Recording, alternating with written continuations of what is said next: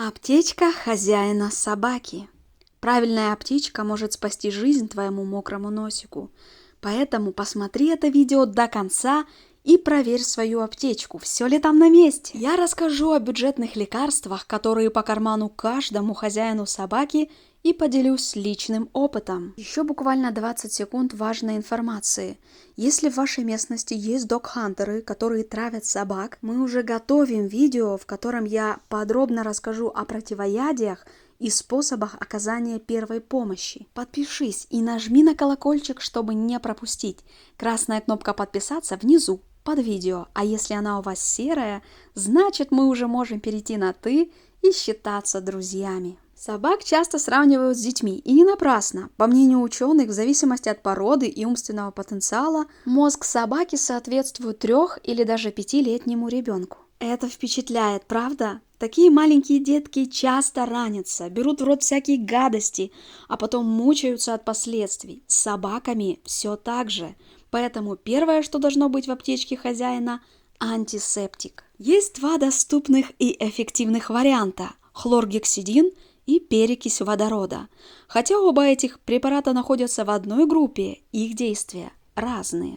Перекись нужно использовать на свежей ране, особенно при наличии кровотечения или гноя. Хлоргексидин – это дальнейшее обеззараживание и уход за раной. В отличие от перекиси, его действие длится 4 часа. Наличие хотя бы одного из этих антисептиков обязательно, а если есть оба – просто отлично. Второе – сорбент. Подбирать всякую гадость – это любимое занятие каждого щенка, да и взрослые собаки не брезгуют брать в рот всякий мусор. Поэтому без сорбента не обойтись. Самый дешевый и доступный вариант – активированный уголь. Если вам не по карману приобрести что-то более эффективное и быстродействующее, то купите хотя бы его. Гелевые сорбенты удобнее, чем таблетки, и выполняют свою работу быстрее. Пример такого препарата – энтеросгель.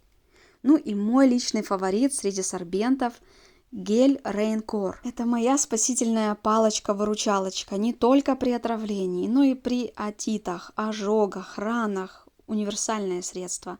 Если вам удастся найти, приобретите хотя бы 1 пакетик на всякий пожарный. Его цена примерно $3. Очень доступно, согласитесь.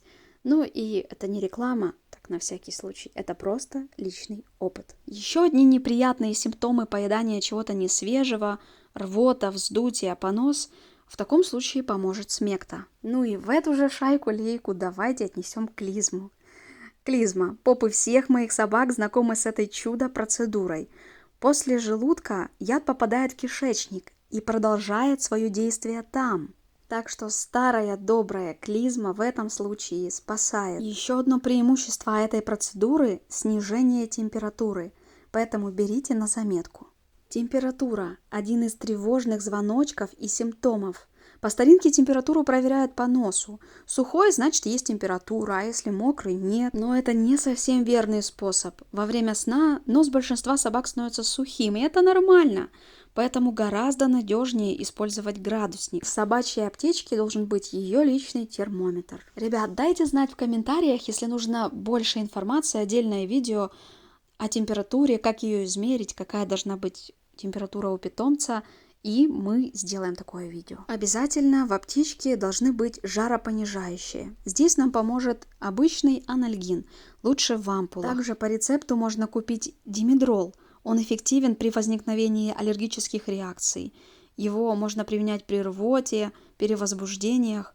Он обладает слабым успокоительным действием, и в моей аптечке для собак всегда есть эта парочка – анальгин и димедрол. Вы запоминаете или записываете? В 21 веке есть более удобный способ фиксирования информации. В конце видео я приготовлю для вас полный список необходимых лекарств.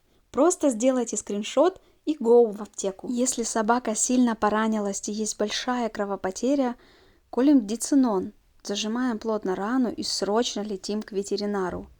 Дицинон – это кровоостанавливающее. Дексаметазон. Он не обязательно должен быть в вашей аптечке, но в моей он есть. Уж очень часто нам его выписывал ветеринар. Ах да, и у меня есть видео, где у Беллис распухла лапа, собрался гной. Мы занимались самолечением какое-то время, но это не дало результатов. И ветеринар выписал нам дексаметазон пару дней, и она начала бегать как олень. Также нож по вампулах. Она используется для снятия спазмов мускулатуры при рвотных позывах, судорогах. И, конечно, она обезболивает, хотя она не является мощным обезболивающим, но все же облегчит боль вашей собаки. В отношении аналгина с димедролом и дексаметазона созвонитесь со своим ветеринаром, чтобы правильно рассчитать дозировку и нужно ли вообще в вашем случае колоть эти препараты. Помните, что это не какие-то безобидные витаминки, это серьезные препараты. Ну и естественно в аптечке должны быть вата, бинт, пластырь, шприцы. Я думаю, вы и сами это понимаете, поэтому нет смысла здесь разглагольствовать. Я тут решила подсчитать минимальную стоимость аптечки для собак. Вышло $2. Всего лишь $2. Я думаю, что каждый может себе это позволить. Полная аптечка со всеми перечисленными позициями обойдется $5. А если у вас нет клизмы и градусника, тогда 8. Ну, в общем, тоже не заоблачная сумма, правда? Вы, наверное, уже устали слушать, как все блогеры просят поставить лайк под видео, но в данном случае это сделать очень важно, потому что лайки способствуют продвижению видео, и если его посмотрит как можно больше людей, то как можно больше собак будут в безопасности. Так что одним простым жестом ты можешь спасти чью-то жизнь, и это не преувеличение. А теперь полный список, как и обещала. Делайте скриншот. Поделись этим видео со всеми друзьями, у кого есть собака, уверена, они будут очень благодарны. Конечно, наши с вами аптечки могут отличаться. Это нормально и даже правильно. Ведь каждый хозяин учитывает проблемы и болезни своей собаки. С вами была Ирина, и я буду очень благодарна, если вы в комментариях поделитесь своими вариантами аптечек и личным опытом. Как говорится, лучше перебдеть, чем... Ну, вы поняли. Спасибо, что остались со мной до конца, и до встречи в следующем видео.